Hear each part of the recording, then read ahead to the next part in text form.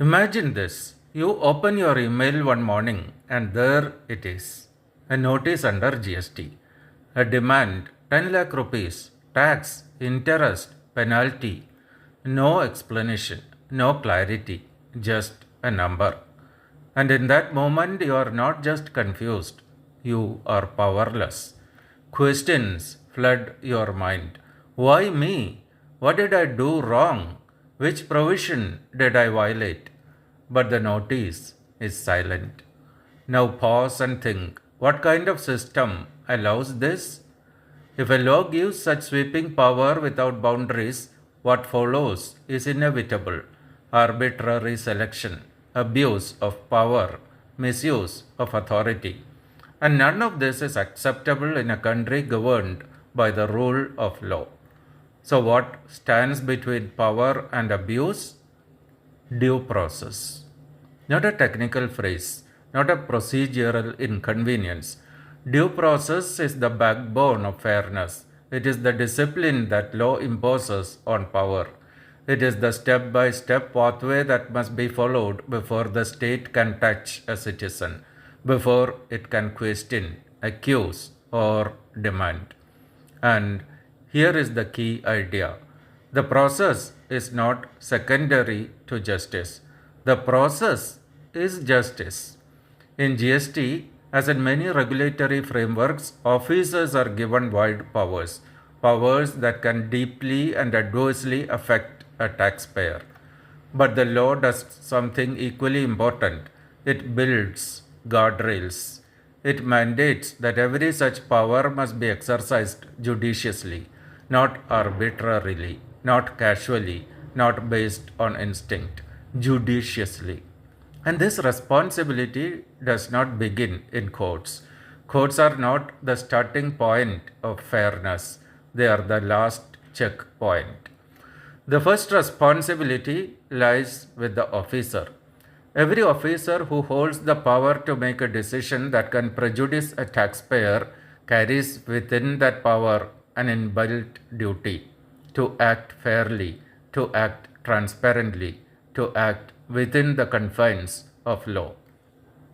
And the legislature, in its wisdom, has not left this to imagination.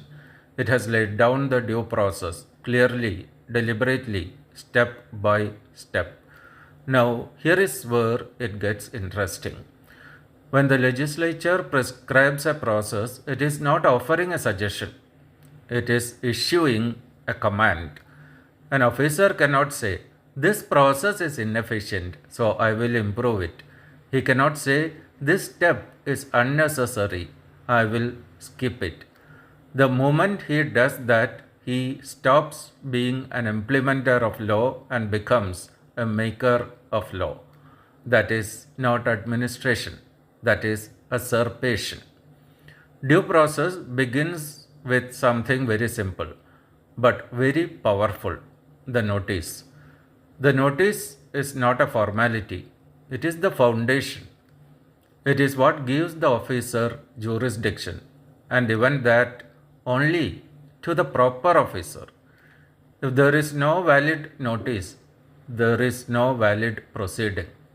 Even if the liability is obvious, even if the numbers are undeniable, without notice, the law has not even begun to move. And the notice must do one essential thing: it must tell you everything you are accused of, every allegation, every ground, every provision. Because how do you defend yourself against a shadow? Due process is not just about starting correctly, it is about continuing correctly and ending correctly. From filing returns to scrutiny to adjudication to recovery, every stage in GST is mapped, transparent, knowable, predictable. There is no room for invention, no detours, no shortcuts, no better methods. Because in law, especially when rights are affected, certainty is more valuable than efficiency. And here is a powerful shift in thinking. Due process is not just about what is done, It is about how it is done, and equally who does it. This is where the concept of the proper officer becomes critical. If the wrong officer initiates action, the entire proceeding collapses, not because the tax is not due, but because the law was not followed. That is the strength of due process. It does not merely guide outcomes, it governs legitimacy. And every step taken by the officer is not hidden, it is open to scrutiny, first by the taxpayer and ultimately by the judiciary. Now, let me leave you with a counterintuitive thought. An officer should not chase justice as a goal, he should chase procedure, because when procedure is followed faithfully, justice is not something you have to pursue, it is something that emerges. For professionals, especially tax consultants, this is where your real power lies.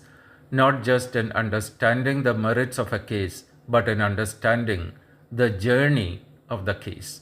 Because sometimes the strongest defense is not that the tax is wrong, but that the process was a missed step, an invalid notice, an improper officer. Any one of these can bring down an otherwise strong demand. So, due process is not a technical defense, it is a constitutional shield. Let me conclude with a timeless principle laid down in the case of Nasir Ahmad versus King Emperor by the Privy Council. If a thing is required to be done in a particular manner, it must be done in that manner or not at all. That is not just a rule of law, that is the soul of due process. Thank you.